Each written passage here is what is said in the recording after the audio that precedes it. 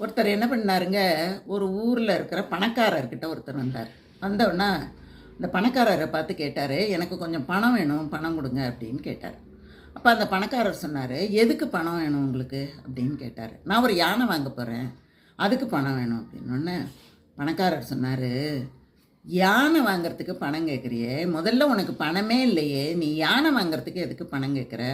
அப்படி நீ யானையை வாங்கினா அந்த யானையை கட்டி தீனி போடணுமே, அப்போ நீ பணத்துக்கு எங்கே போவ? இதையெல்லாம் யோசிக்காமல் எவனாவது வந்து யானை வாங்குவானா அப்படின்னு கேட்டோன்னே வந்தவனுக்கு ஒரே கோபம். இந்த பாரு, நான் உங்ககிட்ட பணம் கேட்க தான் வந்தேன், உங்ககிட்ட நான் ஒன்றும் அறிவுரை கேட்க வரல. கொடுக்கறதுன்னா கொடு, இல்லைன்னா இல்லைன்னு சொல்லு. நான் ஏதோ ஒரு விஷயத்த சொல்லி பணம் கேட்டேன்னா கொடுக்க வேண்டியதானே, இல்லைன்னா இல்லைன்னு சொல்ல வேண்டியதானே. உன் அறிவுரைகள் எனக்கு தேவையே இல்லை அப்படின்னு சொன்னான். இந்த மாதிரிங்க யாருமே அறிவுரை கேட்பதற்கு தயாராக இல்லை, அவங்க வேண்டிய பொருளை வாங்குறதுக்கு தான் தயாராக இருக்காங்க.